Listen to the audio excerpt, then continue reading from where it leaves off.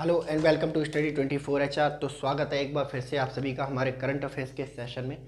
तो last session में हम लोगों ने 11 से 20 सितंबर का जो करंट अफेयर्स है आधा डिस्कस कर लिया था, और जो नेक्स्ट पार्ट है वो हम इसमें कवर करेंगे। तो ये हमारी वीडियो का, हमारे करंट अफेयर्स का 11 से 20 सितंबर के हमारा पार्ट 2 है। ठीक है, तो चलिए बिना देर किए हुए शुरू करते हैं। ठीक है, इंडिया को इस साल मिली 2 वर्ल्ड हेरिटेज साइट। जी हाँ, अभी हाल ही में यूनेस्को ने अपनी जो वर्ल्ड हेरिटेज साइट है उनकी लिस्ट जारी करी। तो उसमें से 2 साइट्स जो थी इंडिया की थी। तो इंडिया की कौन कौन सी साइट्स हैं, ठीक है। तो यूनेस्को के अकॉर्डिंग, यूनेस्को की अगर जो वर्ल्ड हेरिटेज साइट देखें, हेरिटेज साइट इसकी बात करें तो इसकी सूची में अभी तक हमारे पास 40 साइट थी वर्ल्ड हेरिटेज साइट। ठीक है, तो हमें 2 और मिली है, तो 41 और 42 है ना। तो कौन सी है 41 साइट?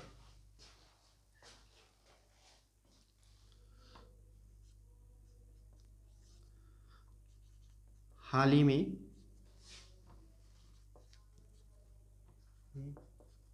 किस स्थल को यूनेस्को द्वारा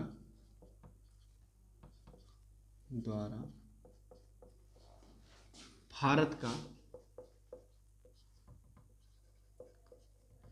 41वां विश्व विरासत स्थल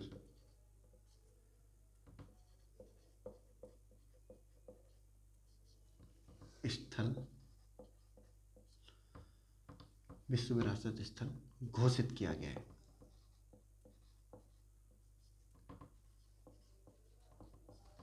ठीक है, तो ये 41वां विश्व विरासत स्थल जो है इसका नाम है शांति निकेतन। शांति निकेतन कहाँ पर है ये? कलकत्ता, पश्चिम बंगाल। पश्चिम बंगाल, कलकत्ता पश्चिम बंगाल में से, कलकत्ता पश्चिम बंगाल में से डिक्लेयर किया गया है भारत का 41वां विश्व विरासत स्थल। शांति निकेतन की अगर हम बात करें तो शांति निकेतन जो गुरुदेव थे हमारे रविन्द्रनाथ टैगोर, उनका निवास स्थान और उनका विद्यालय है। ठीक है, और अपनी जो एक आदर्श विद्यालय होता है उसकी छवि के लिए जाना जाता है। ठीक है, कि कैसे ग्रीनरी को प्रोटेक्ट करते हुए अच्छा आर्किटेक्चर जो है बनाया जा सकता है। तो इसी कारण से यूनेस्को द्वारा इसको 41वां साइट डिक्लेयर किया गया है। ठीक है, 2 साइट जिस साल डिक्लेयर करी जाए याद रखना है उसका। ठीक है, नंबर याद रखना है। ठीक है, ये पूछ सकता है आपसे कि शांति निकेतन को भारत का कौन सा विश्व विरासत स्थल घोषित किया गया है, तो भारत का 41वां विश्व विरासत स्थल है शांति निकेतन। इस बात को याद रखना है। ठीक है, किसको 41वां विश्व विरासत स्थल घोषित किया गया है? शांति निकेतन को घोषित किया गया है। तो ऐसे ही पूछ सकता है आपसे। ठीक है, तो जब दो साइट एक साथ डिक्लेयर की जाती हैं विश्व विरासत स्थल, तो इस तरह का कन्फ्यूजन क्वेश्चन में क्रिएट करने की कोशिश की जाती है, तो याद रखेंगे। ठीक है, किस स्थल को 42वां विश्व विरासत स्थल डिक्लेयर किया गया है? ठीक है,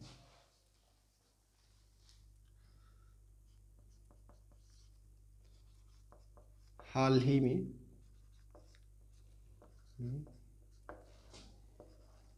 किस स्थल को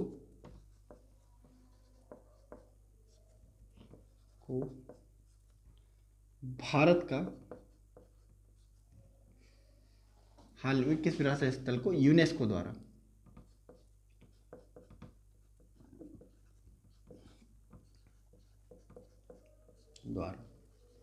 भारत का 42वां विश्व विरासत स्थल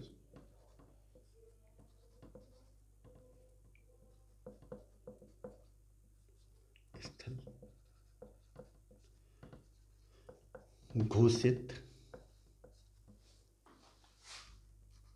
किया गया है।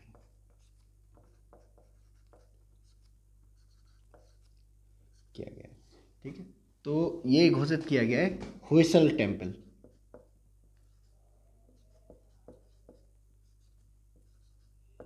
मंदिर, ठीक है।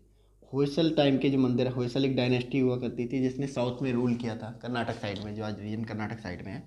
तो उसके द्वारा जो मंदिर बनाए गए थे उनको विश्व विरासत स्थल डिक्लेयर किया गया है। ठीक है, अब जो होयसल टेम्पल जो बनाए गए हैं, ये कोई एक टेम्पल नहीं है, एक ग्रुप ऑफ टेम्पल है। ठीक है, कंफ्यूज मत कर जाना, आपसे पूछा जा सकता है कि भैया ये टेम्पल कौन कौन से हैं, है ना, होयसल टेम्पल, है ना, जिनको विश्व विरासत स्थल डिक्लेयर किया गया है। तो होयसल मंदिर में सबसे पहला आता है चेन्न केशवा मंदिर।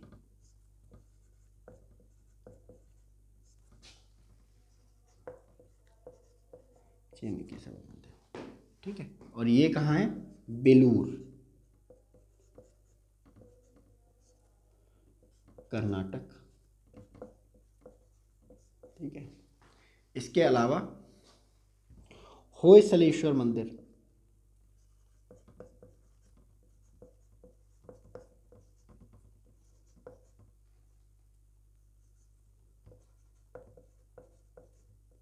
होयसलेश्वर मंदिर, ये हेलीवुड में है।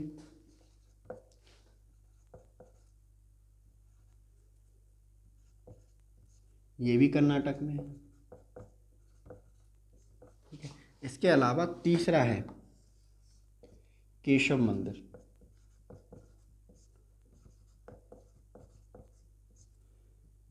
ठीक है, और ये कहाँ बनाया गया है, सोमनाथपुरा में।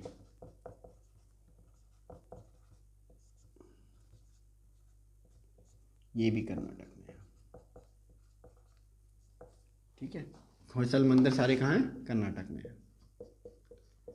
ठीक है, तो इसको याद रखना कि होयसल मंदिर को कौन सा विश्व विरासत स्थल घोषित किया गया है, 42वां विश्व विरासत स्थल घोषित किया गया, ये आपसे पूछ सकता है। ठीक है, जब धोलावीरा के साथ एक और को किया गया था, धोलावीरा 39वां था, है ना, तो पूछ लिया गया था। ठीक है, तो और यह पूछे कि भाई किस मंदिर को, किस स्थल को 42वां विश्व विरासत स्थल घोषित किया गया है, होयसल मंदिर। ठीक है ना, और होयसल मंदिरों के बारे में पूछ सकता है कि भाई कौन कौन से ये मंदिर हैं। ठीक है, और या फिर ये पूछ सकता है कि भाई इससे बहुत सारे क्वेश्चन बन सकते हैं, मैचिंग वाला बन सकता है। 3 मंदिर दे दिए ए साइड पे, लिस्ट बी में क्या कर दिया, ये स्थान दे दिए, इनको क्या दिया भाई, मैच करके दिखाओ।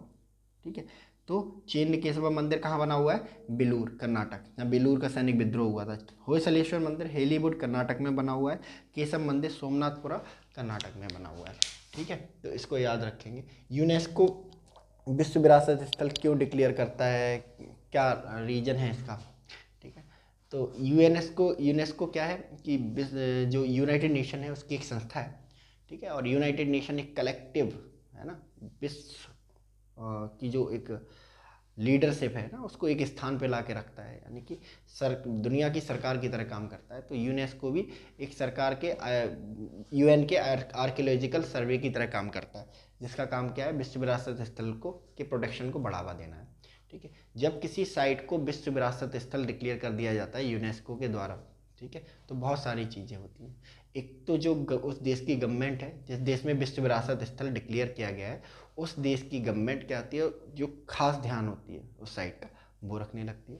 दूसरा, जब किसी चीज़ को विश्व विरासत स्थल डिक्लेयर किया जाता है, उस लिस्ट को, है ना, बहुत सारे जो टूरिस्ट होते हैं वो देखते हैं।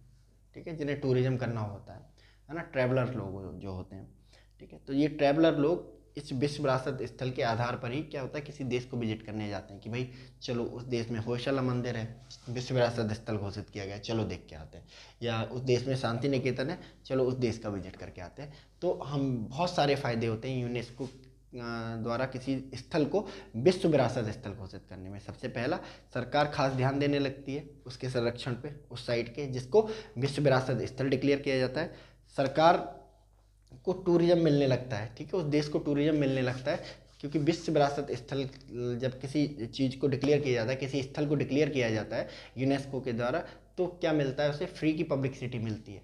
ठीक है, सरकार को बहुत ज़्यादा एफर्ट लगाने नहीं पड़ते, जैसे ताजमहल।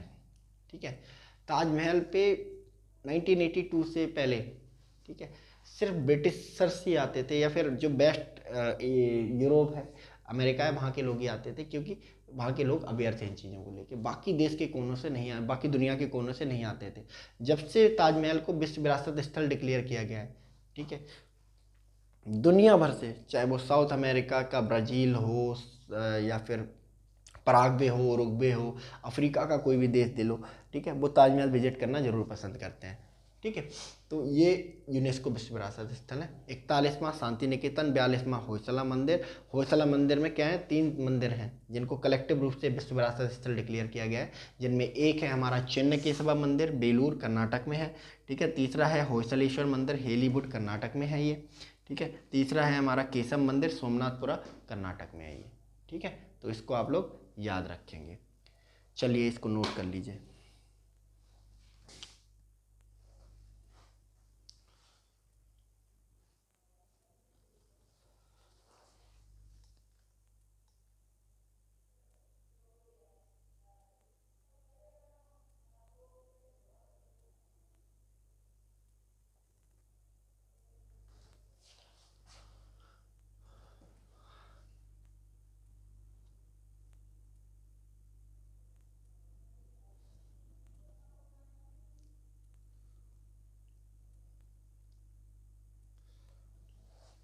चलिए,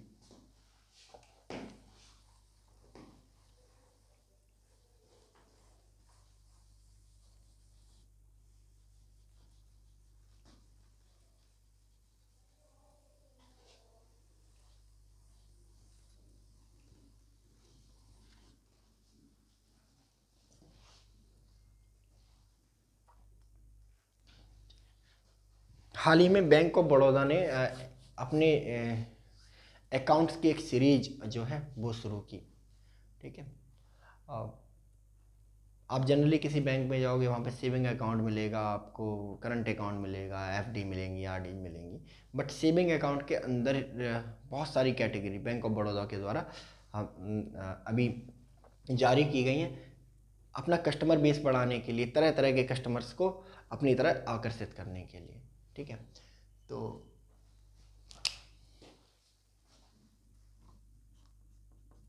हाल ही में बैंक ऑफ बड़ौदा द्वारा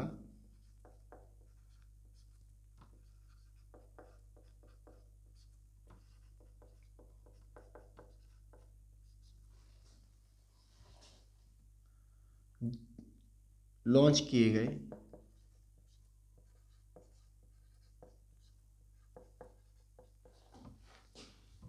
4 प्रकार के अकाउंट्स हैं।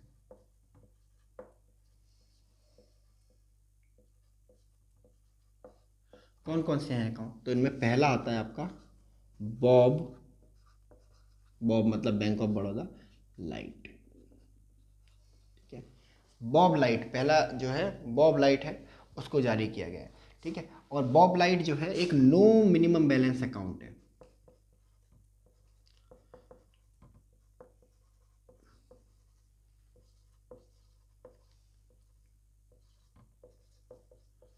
नो मिनिमम बैलेंस अकाउंट है, ठीक है।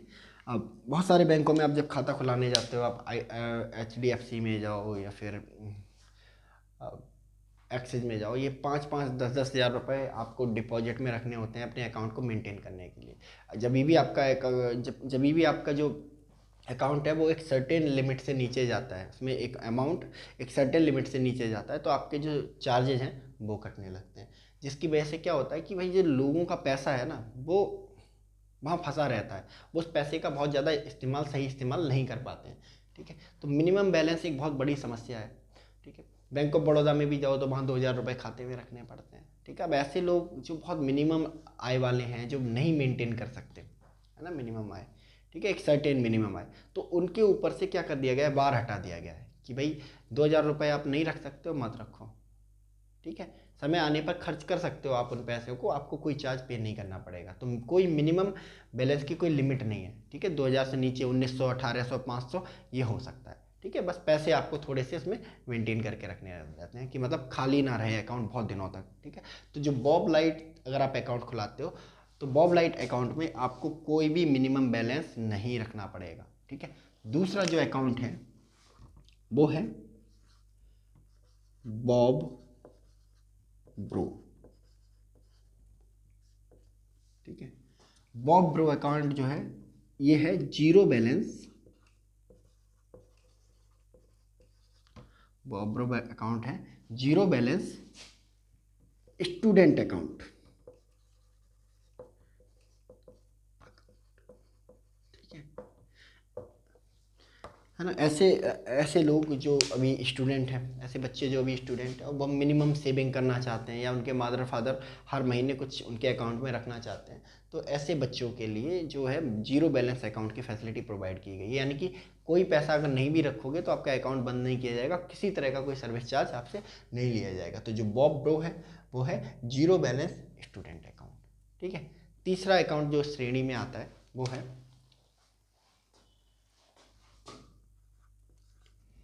My family my bank. My family my bank account क्या है?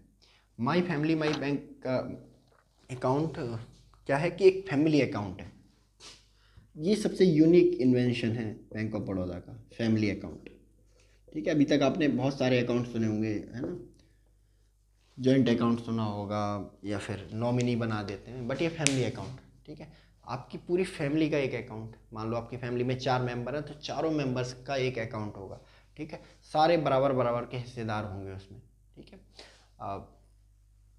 चारों लोग उस खाते से ट्रांजैक्शन कर सकते हैं। ठीक है, नॉमिनी क्या होता है, खाते का तब तक ट्रांजैक्शन नहीं कर सकता है जब तक आप उसको परमिट नहीं करते हैं। जॉइंट में लोग कर सकते हैं बट जॉइंट में बहुत ज़्यादा लोग नहीं होते हैं। ठीक है, तो ये पूरी की पूरी फैमिली है का अकाउंट है। मान लो आपकी फैमिली में आपकी बीवी हैं, बच्चे हैं, ठीक है, तो उनका एक जॉइंट अकाउंट आपको मिल जाएगा पैकेज में। ठीक है, जिसे सारे लोग इक्वली यूज कर सकते हैं। ठीक है, अभी तो शुरू किया गया, देखते हैं ये कितना कारगर साबित होता है। मुझे लग रहा है ये फैमिली डिस्प्यूट की वजह ना बन जाए कहीं। ठीक है, क्योंकि इस अकाउंट में अगर मेरा अकाउंट है तो उससे जब पैसे निकल रहे हैं उसके लिए मैं रिस्पॉन्सिबल हूँ, लेकिन ये जब बहुत सारे लोगों के अकाउंट हो जाएगा तो कौन पैसे निकालेगा, कौन रिस्पॉन्सिबिलिटी लेगा, ये बहुत बड़ा क्वेश्चन मार्क खड़ा हो जाएगा। ठीक है, फिर भी एक अच्छी पहल इसको माना जा रहा है। ठीक है, चलो तीसरा है, चौथा है बॉब एनआरआई। ठीक है, ये क्या है? एनआरआई अकाउंट है।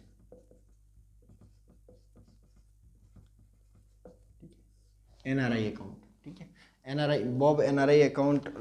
एनआरआई अकाउंट थोड़े स्पेशल अकाउंट होते हैं, इस पर जो आपकी इंटरेस्ट रेट होती है वो अच्छी होती हैं। प्लस क्या होता है, क्योंकि एनआरआई जो है अकाउंट होते हैं वो हमें बहुत ज़्यादा चार्जेस देखे जाते हैं, बैंकों को काफ़ी फ़ायदा होता है, उनमें काफ़ी पैसा हमेशा मेंटेन रहता है, तो इस वजह से इस पर फैसिलिटी बहुत ज़्यादा दी जाती है। तो एनआरआईज के लिए एक स्पेशल अकाउंट खोला है, बनाया है, जिसका नाम बॉब एनआरआई है। ठीक है, तो आपसे क्वेश्चन पूछा जा सकता है कि अभी हाल ही में किस बैंक ने 4 नए अकाउंट शुरू किए, तो आपका आंसर होगा बैंक ऑफ बड़ौदा।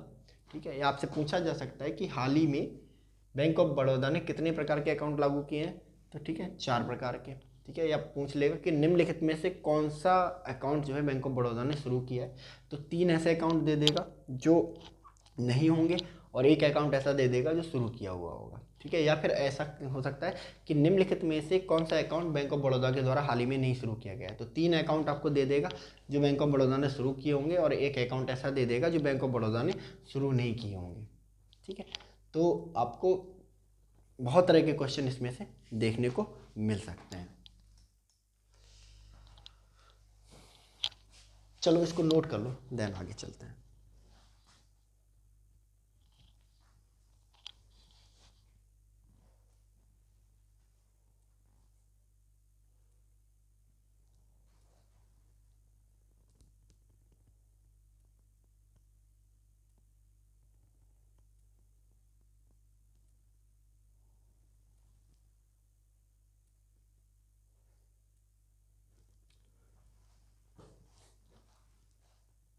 चलिए,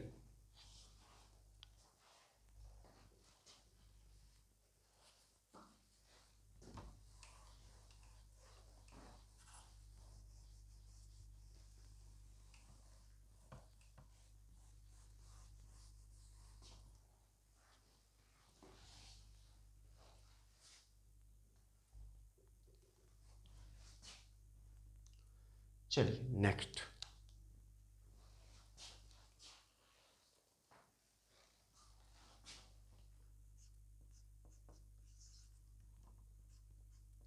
IB साथी,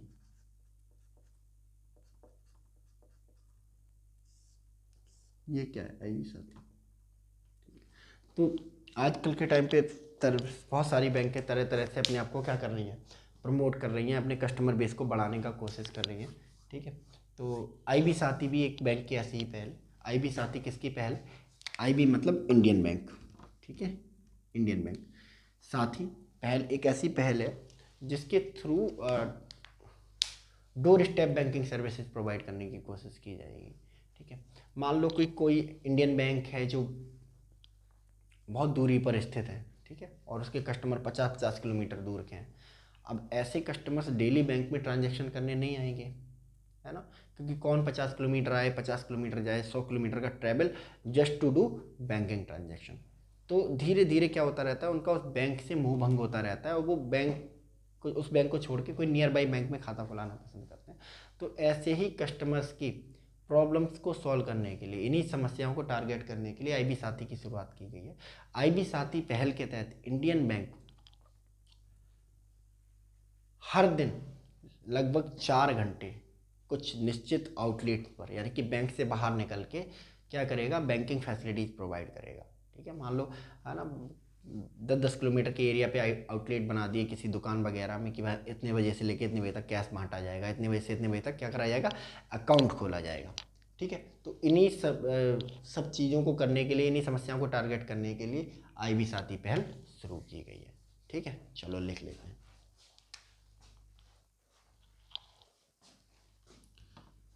यह है इंडियन बैंक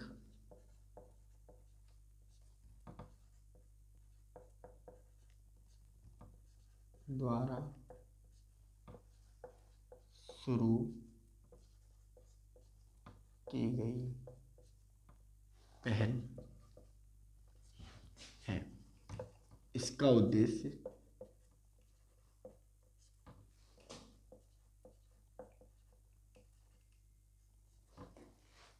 बैंक ग्राहकों को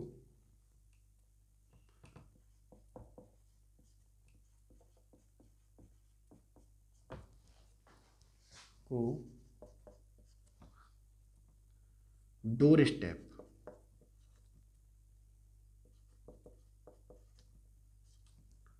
बैंकिंग सर्विसेज, बैंकिंग सेवाएं प्रदान करना है।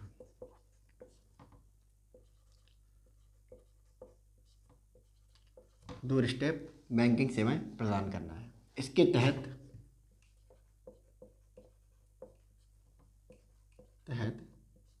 प्रतिदिन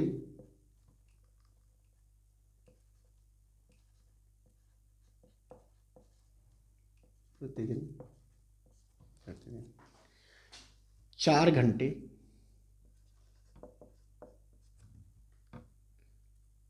बैंक द्वारा बनाए गए केंद्रों पर बैंकिंग सुविधाएं प्रदान की जाएंगी। बैंकिंग सुविधाएं प्रदान की जाएंगी। बैंकिंग सुविधाएं प्रदान की जाएगी। तो IB साथी याद रखना है, इंडियन बैंक द्वारा शुरू की गई पहल है ये। ठीक है, और क्या है, कितने, प्रतिदिन 4 घंटे, प्रतिदिन 4 घंटे बैंकिंग सुविधाएं, ठीक है, दी जाएंगी। और डोर उद्देश्य क्या है, डोर स्टेप बैंकिंग को प्रोत्साहित करना। ठीक है, चलिए नेक्स्ट। अभी हाल ही में क्या हुआ कि एक इंश्योरेंस कंपनी है, उसने जो मुन्ना भाई MBBS हैं उनके 2 कैरेक्टर है ना, मुन्ना और सर्किट, दोनों को साइन किया और एक कैंपेन की शुरुआत की गई थी। हेल्थ इंश्योरेंस की सुबह हो गई मामू। मुन्ना भाई MBBS, अगर आपने पिक्चर देखी है तो उसमें गाना है सुबह हो गई मामू। ठीक है, तो मामू मामू शब्द का बहुत इस्तेमाल होता है। तो हेल्थ इंश्योरेंस की सुबह हो गई मामू नाम का कैंपेन शुरू किया गया है संजय दत्त और अरशद वारसी के साथ में, मुन्ना और सर्किट के साथ में। तो किस हेल्थ इंश्योरेंस कंपनी ने ये पहल शुरू की, ये कैंपेन शुरू किया है? ठीक है,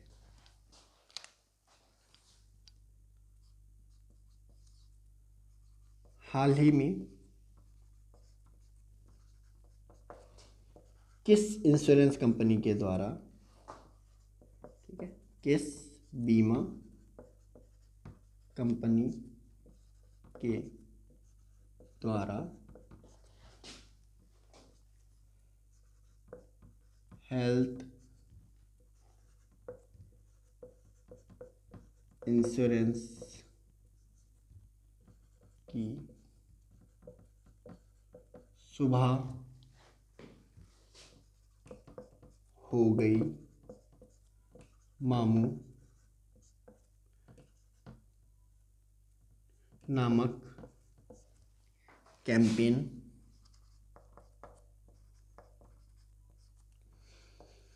शुरू किया गया है?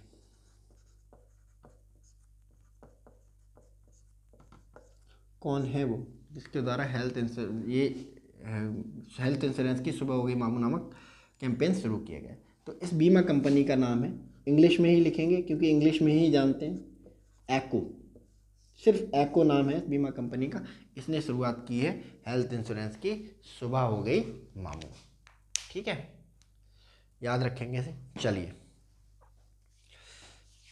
अभी हाल ही में एक रेलवे स्टेशन को ग्रीन रेलवे स्टेशन डिक्लेयर किया गया। किसके द्वारा?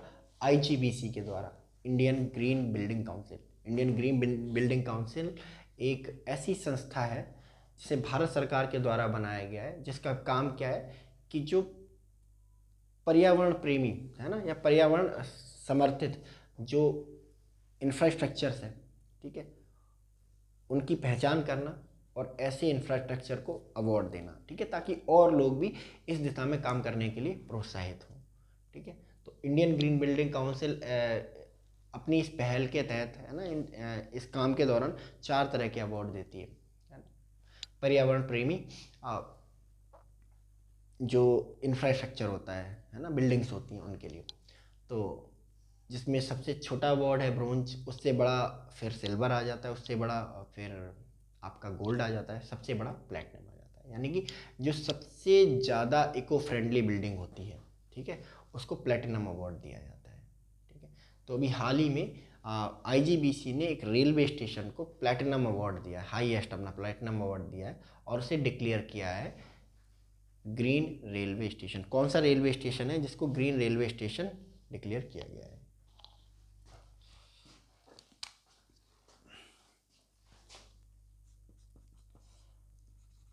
हाल ही में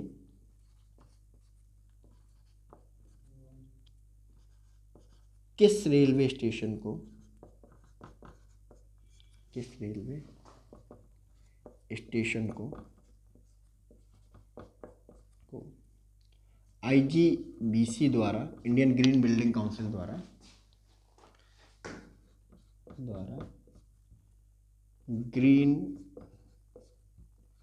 रेलवे स्टेशन घोषित किया गया है? किसको ग्रीन रेलवे स्टेशन घोषित किया गया है?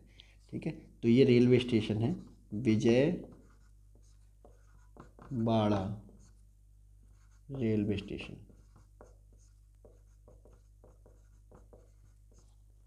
विजयवाड़ा रेलवे स्टेशन को डिक्लेयर किया गया है ना, रेलवे स्टेशन को डिक्लेयर किया गया है ग्रीन रेलवे स्टेशन। याद रखेंगे इसे, ठीक है, नोट कर लो इसे।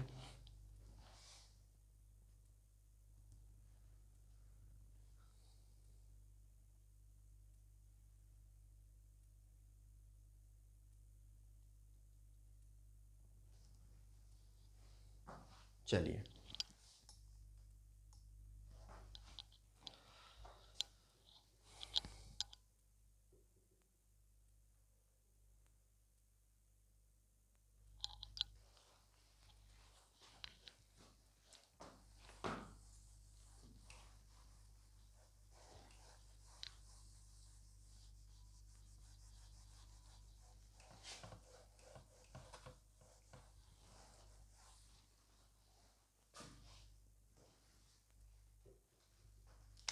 चलिए,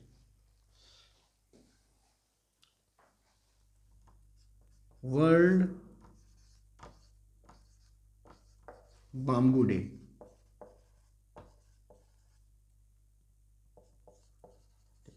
बांस, बांस को प्रमोट करने के लिए कि बांस के बहुत सारे फायदे हैं, रेड पांडा खाता भी है। हाँ ठीक है, तरह तरह के आप इंफ्रास्ट्रक्चर में इसको इस्तेमाल कर सकते हो, तो काफ़ी फायदे हैं बांस के। तो इसी को, बांस की खेती को प्रमोट करने के लिए वर्ल्ड बाम्बू डे मनाया जाता है हर साल। ठीक है, कितनी तारीख को मनाया जाता है? ये मनाया जाता है 18 सितंबर को।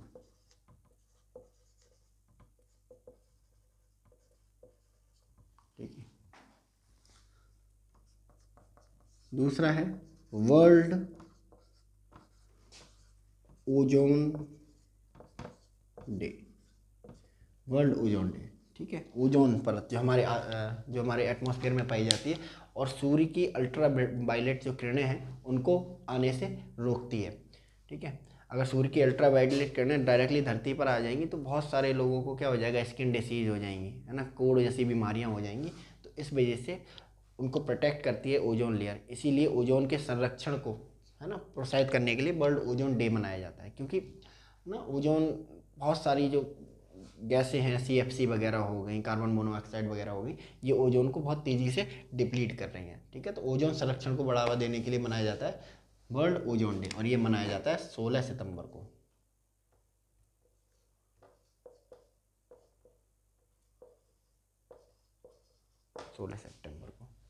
ठीक है, इसके अलावा वर्ल्ड हिंदी डे, हिंदी दिवस, है ना, वर्ल्ड हिंदी डे नहीं, हिंदी दिवस, हिंदी दिवस। हिंदी दिवस कब मनाया जाता है? हिंदी दिवस मनाया जाता है 14 सितंबर को, क्योंकि इसी दिन भारत की जो संविधान सभा है उसने हिंदी को राष्ट्रभाषा के रूप में स्वीकार किया था। ठीक है, तो तीसरा है इंजीनियर्स डे।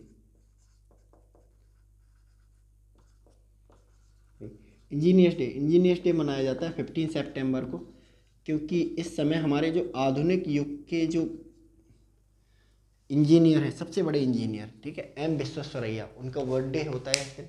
तो उन्हीं के बर्थडे को सेलिब्रेट किया जाता है इंजीनियर्स डे के रूप में। ठीक है, आप इन दो दो को तो याद रखेंगे, ये इंपॉर्टेंट है बहुत ज़्यादा। ठीक है, वर्ल्ड बाम्बू डे और वर्ल्ड ओजोन डे। ठीक है, चलिए नेक्स्ट।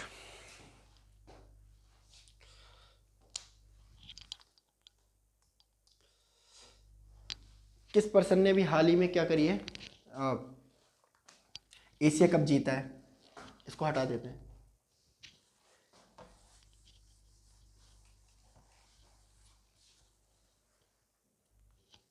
एशिया कप किसने जीता है? ठीक है, तो एशिया कप, ठीक है, 2023, ठीक है, क्रिकेट का। ठीक है, तीन चीज़ें इसके बारे में हमें याद रखनी है।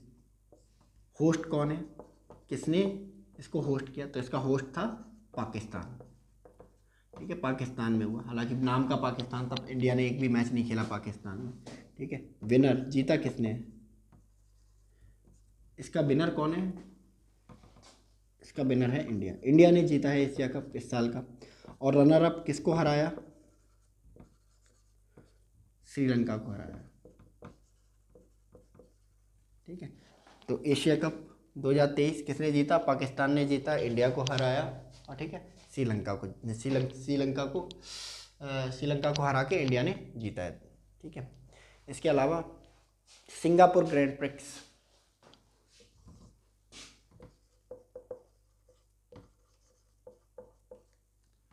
ग्रैंड प्रिक्स 2023, ये किसने जीती है? ठीक है, हर बार मैक्स वर्स्टेपन जीत रहा था, इस बार नहीं जीता है। ठीक है, इस बार ये जीती है कार्लोस साइंज ने। ठीक है, ये फेरारी चलाते हैं जी। ठीक है, कार्लोस साइंज जो कि फेरारी चलाते हैं, उन्होंने इसको जीता है। ठीक है, तो ये है आपका करंट अफेयर्स 11 से 20 सितंबर का। तो आज के सेशन में इतना ही, मिलते हैं नेक्स्ट सेशन में 21 सितंबर से आगे का करंट अफेयर्स लेके। ठीक है, तब तक आप लोग अपना ख्याल रखिए, मेहनत से पढ़ाई कीजिए। God bless you all, thank you so much.